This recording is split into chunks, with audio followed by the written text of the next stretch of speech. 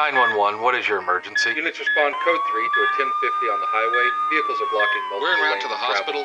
Patient is currently having We've got a cardiac 4-alarm arrest and has fire been here. intubated. Send additional Protesters are trucks. outside of City Hall and they are not complying with our Out orders on 1. to Hold the disperse. air. In a rapidly changing world for first responders where it seems that every day the rules and norms are changing, there is one voice you can count on to give you the latest in emergency news. That is Lifeline.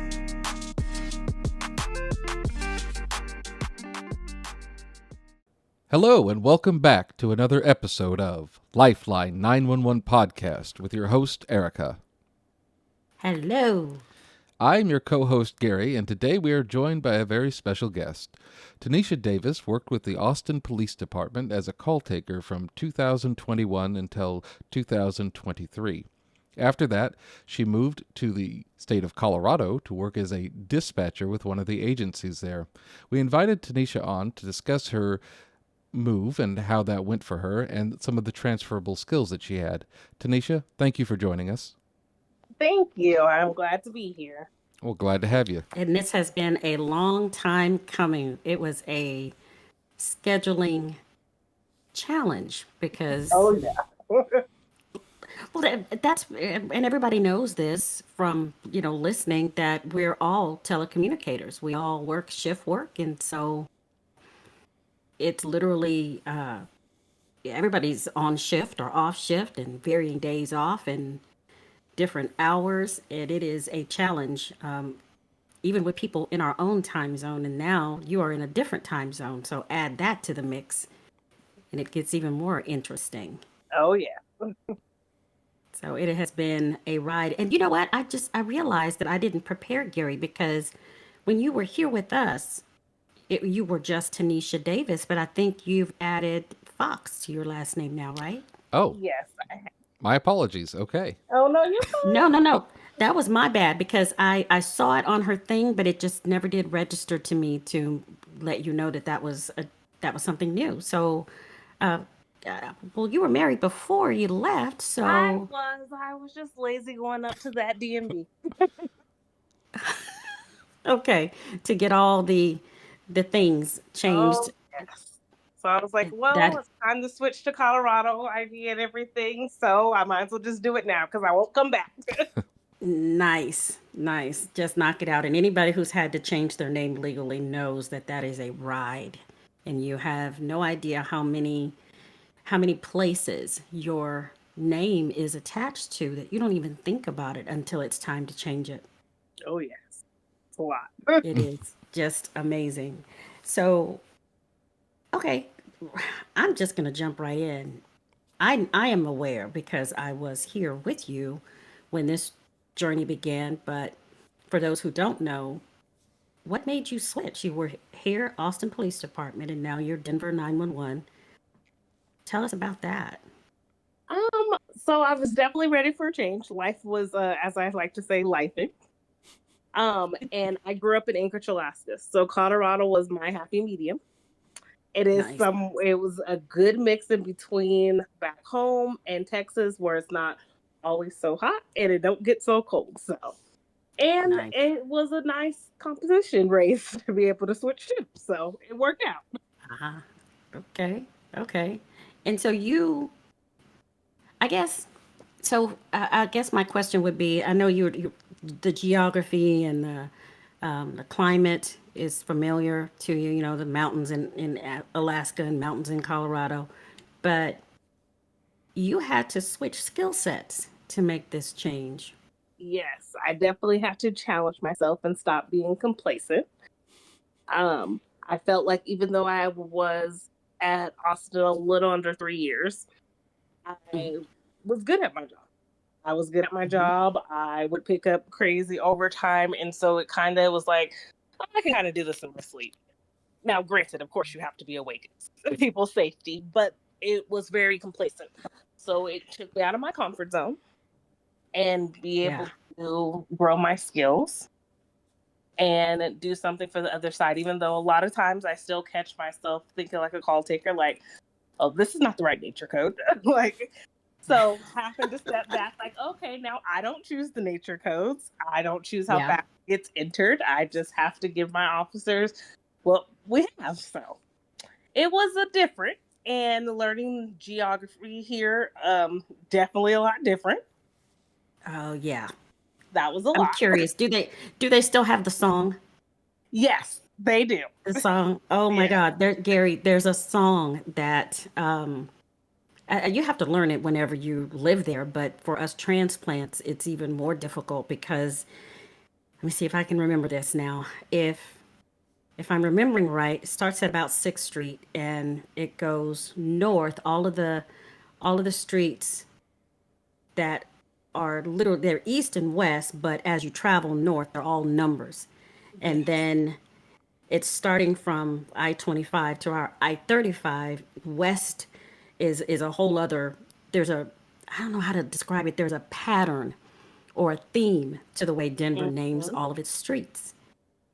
And what's so interesting is even if you start from the city center heading north, all of the streets are numbered even as you leave the center and go to the burbs heading northbound. It doesn't start over.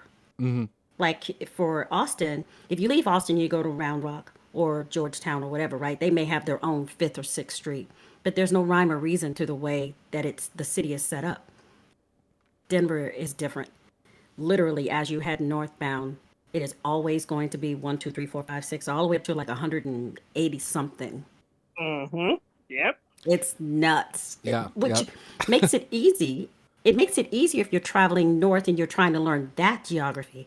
But they actually have songs to teach the transplants the geography, which I nearly failed. It was Yep. almost a disaster. Me too. Me too. That was the one that I was like, oh, I don't even know. I might need to go back to Austin.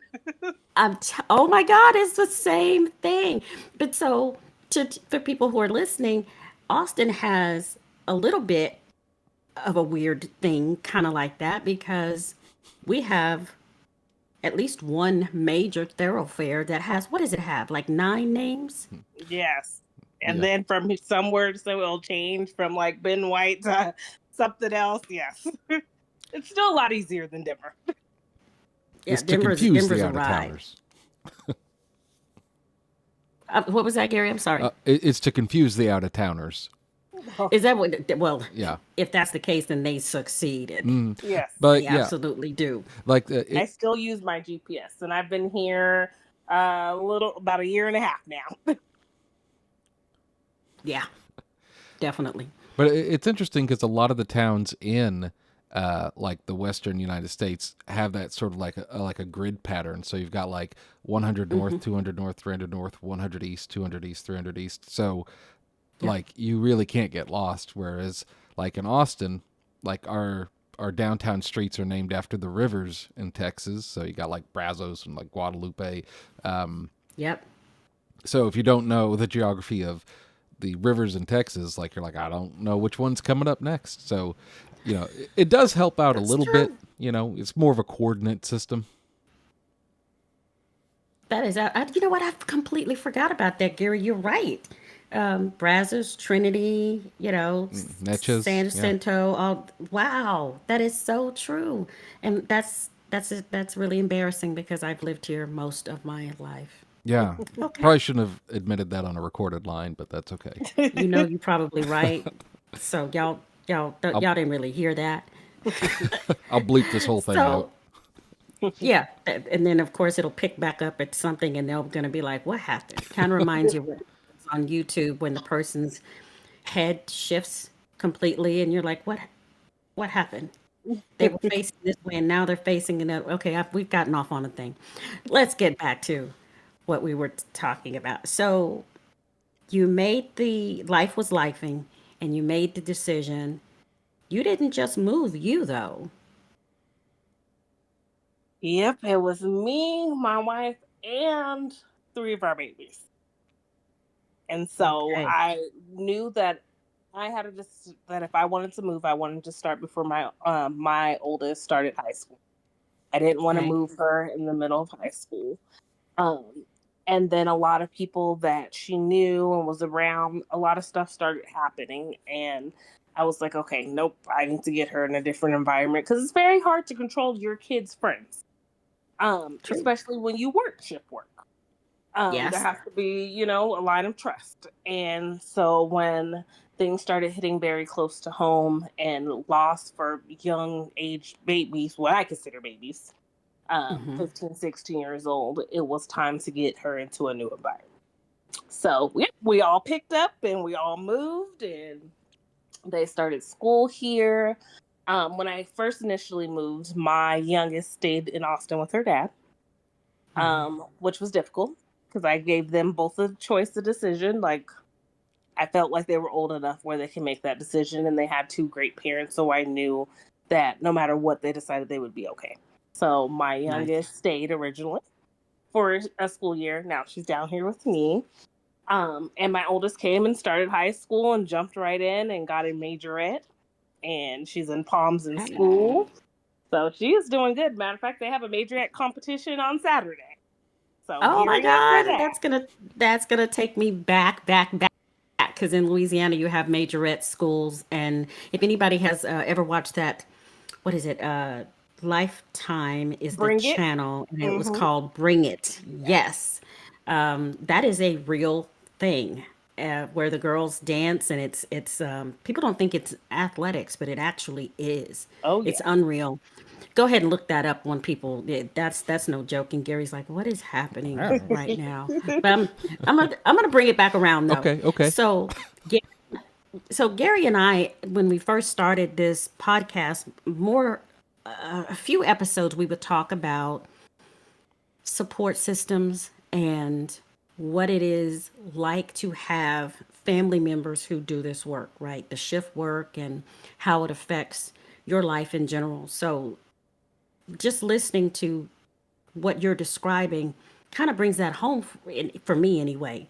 You had to have, I don't think consent is right, but this work that we do and wanting to take your career from Austin to Denver was a family decision, Oh right? yeah. And Definitely. and and so I know what the process is for Denver, but it's not too much different than any other big city. Talk to us about your the conversation you had to have with your wife about going back into training into a whole other thing, because we talk about days off and night shift versus day shift and the Oh kids yeah. and how you do, just how that Dropping to the affected. bottom of seniority. Yes, yes. So what was that It conversation like? definitely was rough. Um, Mm. and the training here, at least for dispatch, is a lot longer than what I was in training for call taking. Yeah, Um, yeah. and to explain, like, okay, I'm getting back to the point where I am going to be stressed out. I have to have time that I could be able to focus and study because I'm back to having weekly tests and finals and like before even getting on the floor to do OJT. Hmm. So it was definitely a talk of needing a lot of grace. Because there was definitely days that I didn't have enough patience at home because I'm exuding all my patience to. And the crazy thing, a decision that I moved here the day that I started academy. So Oh, I, snap. yes, so we landed a little after midnight, and at 7 a.m. I had to be in the class. Oh my gosh, why? Yes, would not recommend, Oh, but that definitely required a lot of grace for my family because it was like, okay, we're just getting here. I don't have time to help explore. I have to jump right in here and I have to work. And we also have to cut back on finances because I cannot work overtime until I'm cleared out on my own. So Yeah. our normal of okay, something's coming up, okay, I'm gonna pick up hours, it's not there. I also do not have differential right now because I'm in classroom during day shift. So the Yeah. differential I had from working graves, that's gonna cut as well. So it definitely took a lot of apologizing to my family, a lot of asking for grace. Um, but they also were a big support. In Geo, we had maps on our walls. My wife was helping me. My daughter was quizzing me for finals. So it was Yep. definitely a group effort. Yes. Yes. I love that because like in the first, what would you say, Gary, 4 or 5 episodes, as we're beginning the podcast, we leaned heavily on that theme Yeah, of what it is like for not just the first responder, but the family. yeah. And They, which reminds me, I'm curious, really quick, and I'm sorry, Gary. In Texas, 911 is considered a first responder. Is Colorado the same? It now is. When I first came here, it was not. I want to say January the governor signed it into law, so we are now considered first responders, which was also really Hey, weird for oh, me when I came here. Because I'm like, what do you mean? They're like, yeah, we're a level of a secretary. I'm like, what? And then they were like, yeah, we have no union and nothing. So that was very, very different. yeah, Because Austin was my first agency. And yeah. so, yeah, it was very different. Their setup is a lot like Austin, which is me. So I applied for Denver 911, Colorado Springs, and Aurora PD. Because I didn't know Yeah. where we were moving. I just knew, hey, this is the state we picked, so let's figure it out. Yep. The reason why I picked Denver 911 because it's set up a lot like Austin versus the call takers and the dispatchers, and you have EMS and fire. And I was not keen on having to do call taking and dispatching at the same time. Yes. I was like, nope, that's not for me. Even though I think I'm a good multitasker, I just feel like, yeah, that's where I draw the line. And even in Denver, I say all the time, like, I give it up to the call takers here. I personally would never be a call taker here because they actually EMD. Yes, they do. And I cannot help you deliver a baby. I can't, like, so it's very different. Although it's a lot of, we use Central Square. We Yeah. use the same, I still have friends that work out, so I know you guys' new phone system is now the same phone system we have here. Yep. So that was nice because I'm like, oh, I was ahead on that. They were teaching software. I'm like, oh, I know how to do that. And I was able to show them tricks like, oh, you could do this in power line. Like, so that was really nice. You went up there and started showing off. That's what Yeah. happened. Just a little bit. Just a little bit. Gary, I feel like you were about to say something, no? I was just going to say, what do you feel were the most transferable skills that you had when you were in Austin moving to Colorado? And were there any skills that you had that you used in Austin that didn't quite successfully or stay useful moving up to Colorado? I mean, obviously, knowledge of like the layout of the city would not be useful. The biggest challenge was as a call taker, you work in the ECT screen. As a dispatcher, they work 98% in the power line. Mm-hmm. That was so the skills that I had in the call taking screens and to be able to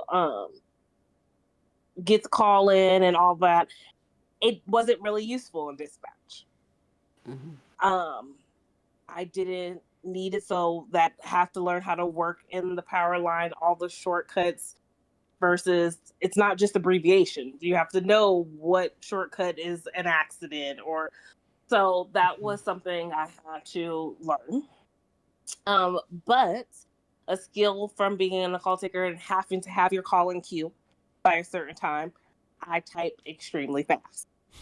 So it helps me on my audits. They would be like, wow, like you're new, but you're answering your call and dispatching out way less than the time. Like you have 1 minute, you got it out in 10 seconds. I'm like, well, I'm used to having to put the call in with, my priorities up. So that definitely transferred over and helped me tremendously. Nice. I know how to calm people down. Because as a call taker, your job is to extract important information in the midst of a crisis. It translates very well to officers too. I love that. So I love that. So it seems like most of the cultural things, such as like I need to get the call in quickly, I need to like be able to calm people down, like the soft skills and the sort of general work habits, those are very, very interchangeable. In terms of like you use the same system we do, the same CAD system. So also that's, very interchangeable, even though you're using it a different portion of it, the power line portion, rather than like the call taking screen or the ECT screen. So those, the minutia is a little bit different, like different power lines, of course, for different agencies. But it seems like the broad strokes, no matter where you go, are pretty much the same for the job. Oh, yes. I definitely agree. They have a lot more call signs here, so that was also a lot. And I'm like, this could just be combined. This is all a DV. Like, what are we doing? So that was a lot. But I also don't need to learn all the nature code. I read what they put in. And as a dispatcher, no matter how much I may disagree, I can't not change it. Unless Yeah. my sergeant tells me to change it, I dispatch off the notes, not what they put up as nature. Now, well, that's actually not that's not unique because that's ultimately what is required here. And I would imagine for any of our colleagues listening, if you have what do we call it, Gary? It's not segregated. That's not what it is. Where one job call taking, one Kind of job like dispatching. What is that? demarcated, like split in two. Yeah. Okay. Yeah, where they're split into two. There's not the call taker does not dispatch and the dispatcher does not take calls. I think any agency that operates that same way, I would imagine it is the same Yeah. because I don't know how many times I would, when I was on the floor dispatching, I would have a call hit the queue. I would take, my 2 or 3 seconds, whatever it is, to kind of understand and process what it is I'm about to key up and say. I would say it's titled this, but here's the text. Mm-hmm. Because that it's not my job to decide whether or not the call taker has done it correctly or whether or not they agree because we're not on the phone. We don't know what they were told. Absolutely. And I wonder, so maybe you can speak to this because I can talk about it, what it was like when I was there. Would you say that there is still that invisible line wall that existed here as in Austin? Is that the case there? Because for me it really wasn't. But that's also because I came from a dispatch into a call taker and I just wouldn't let the wall exist. Yes. I That's do just me think that being it's me. there. Especially for people that's been here for so long. I Mm. find that I kind of do a bridge. Because I remember as a call taker, what it felt like a dispatcher writing a note to question me, and I'm like, I just answered that. Or Hmm. I'm trying to answer, give me a second. Like he's testing it and not paying attention. Yeah. So I try to keep that familiar to know what that feeling felt like. Yeah. And I try to often reach that bridge, or like if a call taker comes up to me like, oh, sorry, I didn't get the information quick enough, like, oh, I understand. I was a call taker. I know how it goes. Like, it's okay. Um, However, a lot of people, there's a lot of seniority on the floor here for dispatch. So Hmm. either they have never worked call taking because at the time they started, you didn't have to be a call taker first. Right. Um, Right. or they were grandfathered in like I was because I could show that, hey, I was a call taker. I do have years underneath my belt. I do have recommendations. I didn't have to be a call taker here. I hired in as a dispatcher. So I think there's a lot of people that did never done call taking or has not done it in so long that they're so far removed. And so that wall is definitely there. Interesting. So something you already know the drill, Gary. If you want in here, you're gonna have to jump in. But so hearing you say something, it's kind of made me tilt my head to the side a little bit. You said you didn't have to come in as a call taker, so that was not the case for me. So now is it a progression? You have to come in as a call taker and then you promote into dispatch. Is that a Yes. mandatory thing? So it is, from my understanding now from being here, it's very rare that they will hire someone in as a dispatcher. So we just had one Interesting. class finish classroom and go to on the floor for OJT. All of them were call takers first. Hmm. Um, So I think it's Interesting. possible, but very hard to just walk in as a dispatcher. Yeah. I think in my class, I was the only one that was hired in as a dispatcher without being a call taker there first. So everybody Okay. hated you. Yeah, probably so. Well, yeah, but and it's funny because and that was my experience also. You come in with this experience that you can't dismiss, you can't forget it. Yeah. You you try not to lord it over the people that are around you because they don't have it, but you can't turn it off because experience is it's learned. So I would imagine it was, I don't know, is it humbling or did you have to have exercise in not being as arrogant as we know dispatchers can be? I definitely learned okay, even if I know the question, kind of sit back, let someone else do it, because I I had to say, know that would be frustrating. Also, mhm. but I'm also a people person, so I'm also the one that's oh, look, I can just show you. Um, I don't meet any strangers, and which This is a is good and true. bad thing, but that's a whole nother thing. So I'm very much oh, I can show you, or I know. But it was also really humbling because there was a lot of stuff I didn't know. There's Hmm. I'm strong. I was strong in call taking, and I'm just now getting to the point where I feel like I'm strong in dispatching. It's a big difference from hearing someone that's calling and screaming about what's happening, or um, versus listening to the radio from an officer that's out in traffic Yeah. or out at a DV, and there's a lot of yelling and having to decipher. So I am just now getting confident where I say, okay, I have a good radio ear now. That was not the case. I did a lot of, I'm sorry, can you say that again?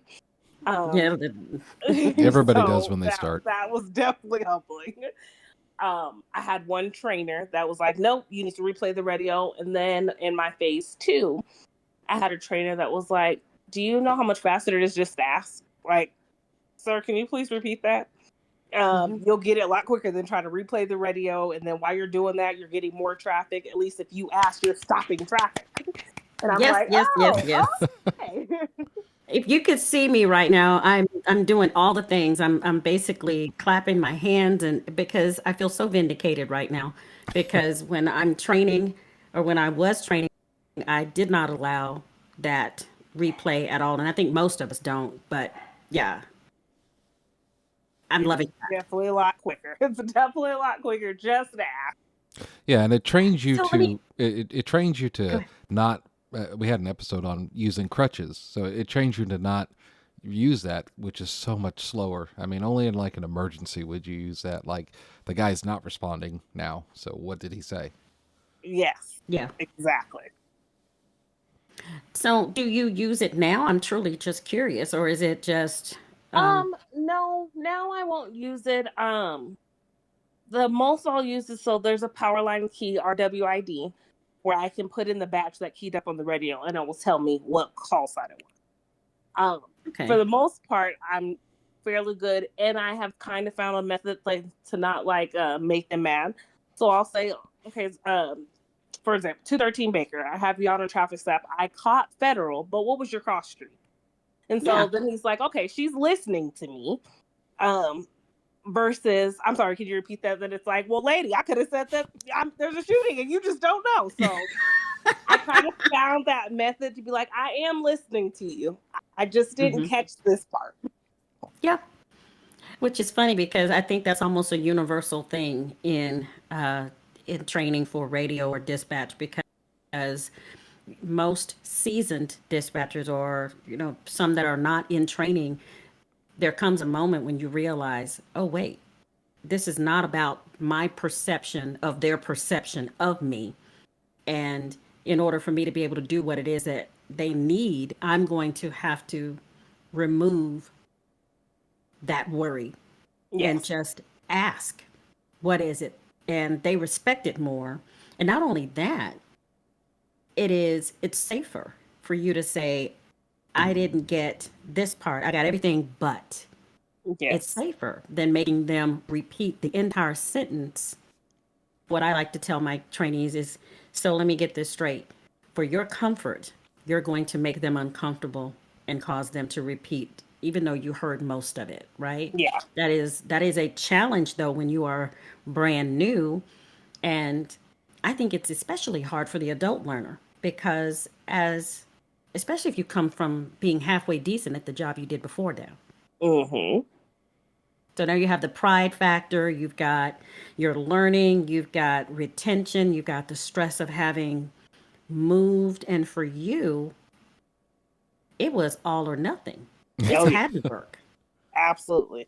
I had to remind myself, there was days where I actually started having anxiety in training Hmm. here. Yeah. It was hard going from being good at my job, and I knew that I was good at my job.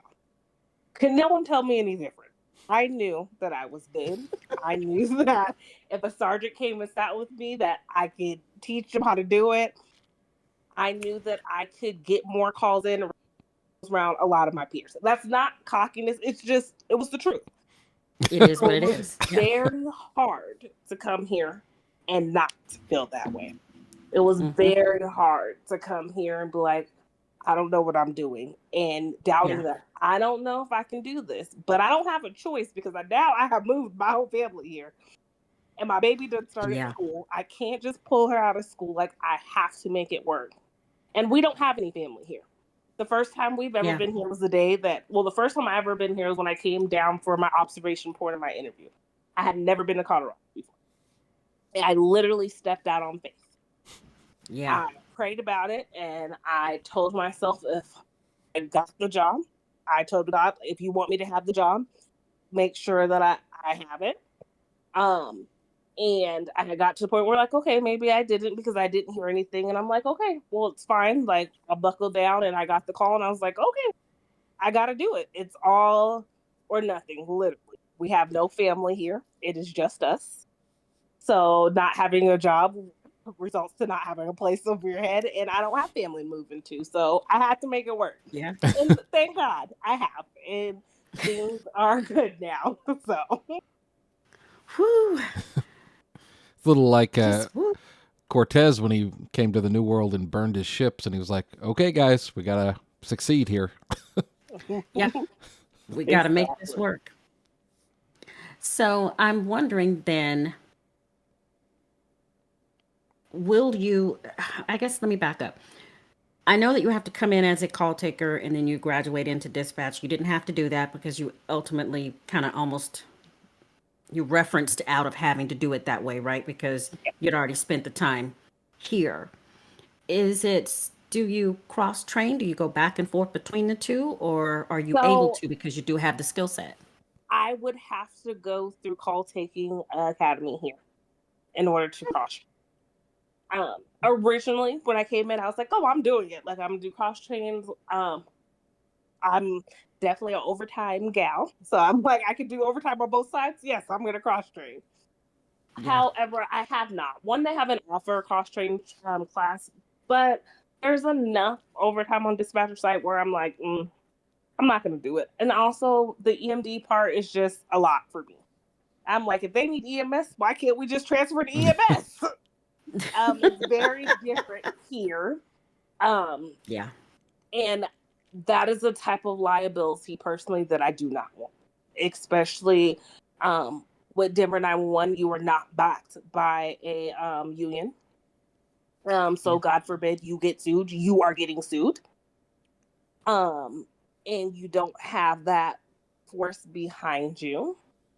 And of course, in training, they will go over cases where something was said by the call taker and someone came back into danger, something happened, they're liable, their name's out in the news. And I'm just like, yeah, that much time and a half is just not worth it to me.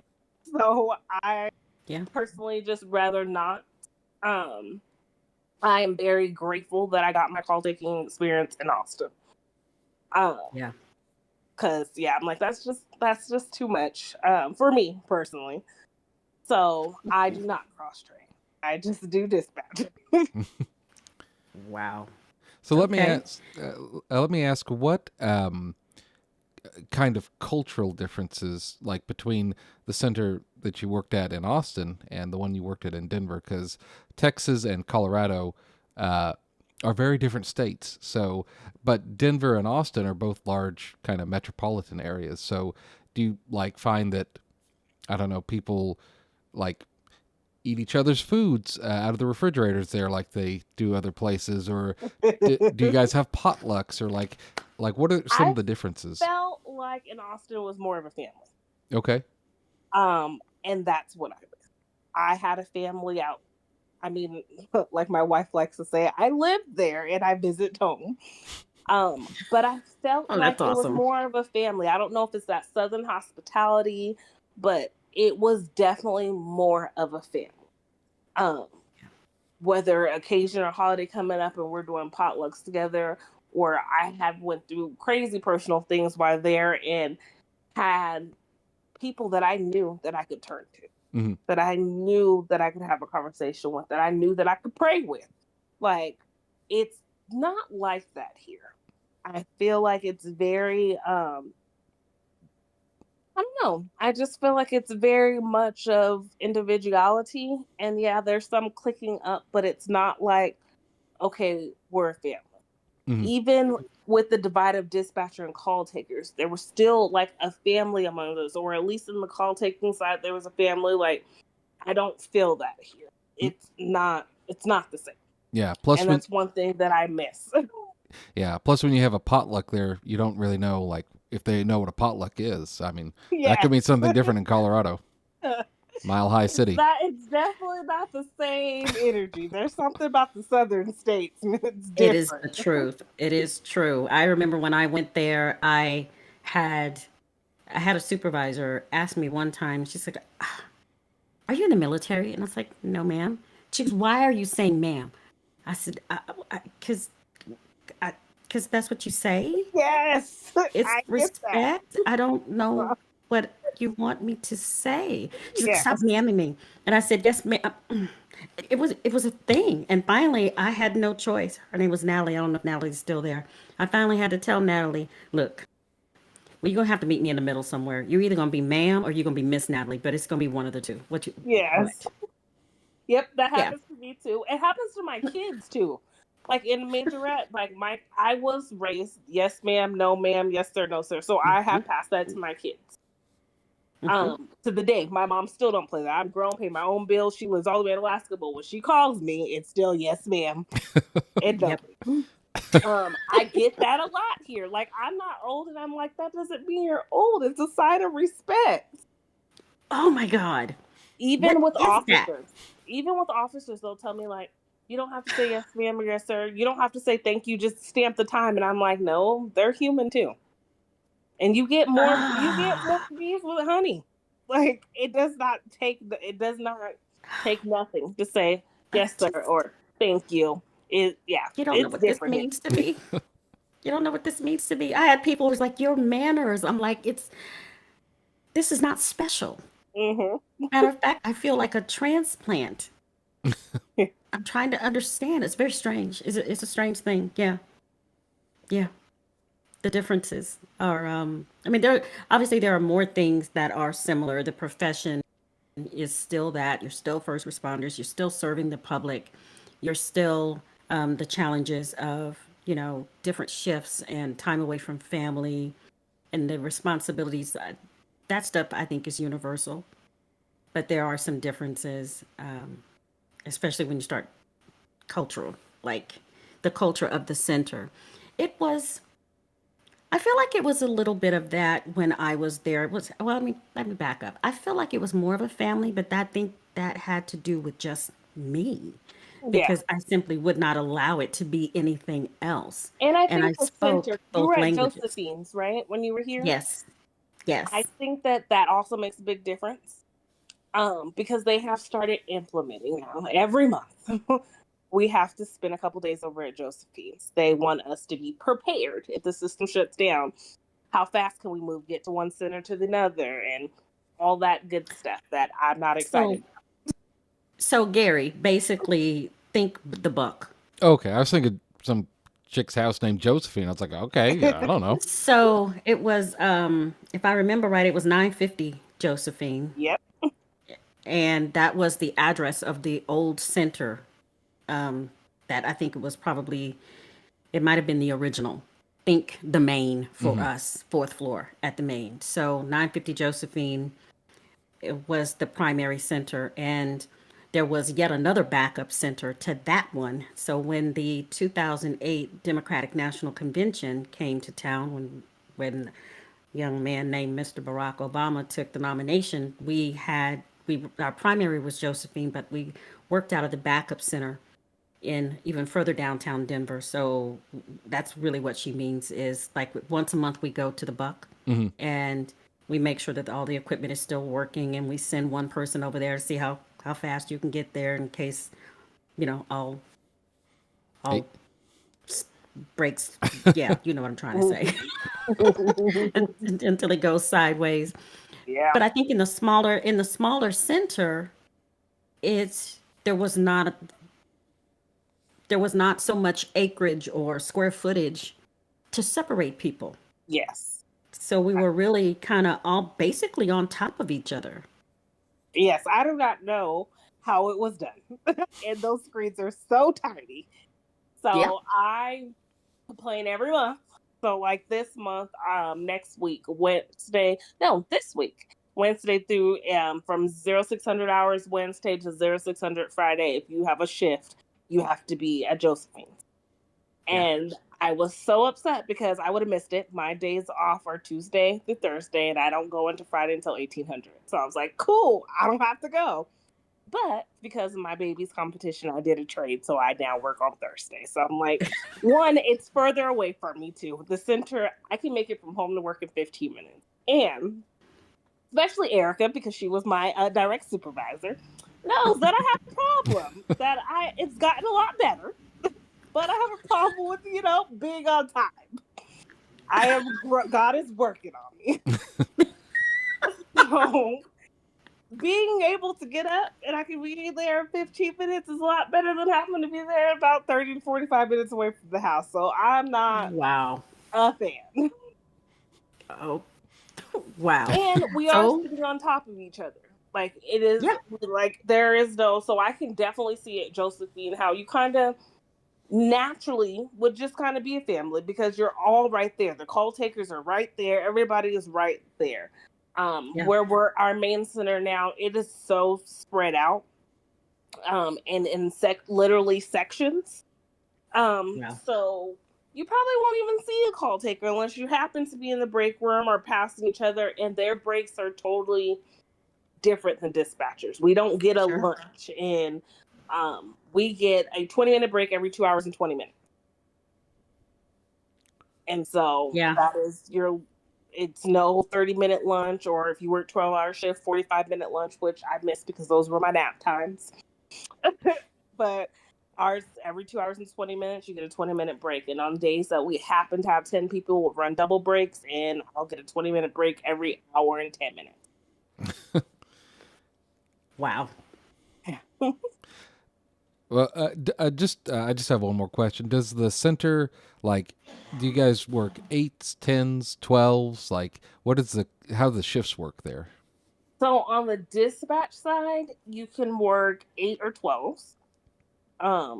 So you could either work 5 8s, or you can work two 12s and 2 8s, or 3 12s and a 4.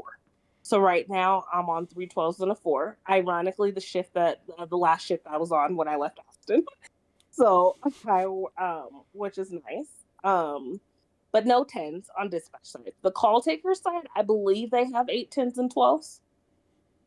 And when I first came here, we bid every 6 months. It has now been changed to every 4 months. But here you bid not only for your shift, but you But bid for for vacation. vacation and Yeah. declared days. Yeah. It's not I want vacation, something's coming up, let me put a time off request. No, you have to bid for your vacation in those 4 months, and that's what it is. That's If a you put in a request, you're going to get denied. That's kind of the reality. So you have to get a trade. If you need a day off, you got to trade. And it's back how it was where Austin was old school, where your trade had to be in the same week versus the same pay period. So it's kind of a little bit hard to get off. I feel like that makes it it makes it a little hard for a work-home balance or work-life balance. In my opinion, some people love it. Some people's been asking for us to bid at a year at a time, and that's entirely too much. I don't have my life planned out for a whole year. No kidding. Well, seems like we're very nice to everyone here in Austin. Oh, yes. We got it made in some ways.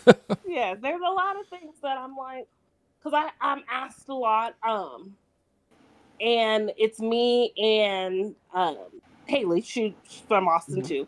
So it's two of us that we talk like we'll compare it, like, oh, we missed this, because like one thing I love about the bid here, when you bid, you know right then and there what shift you have.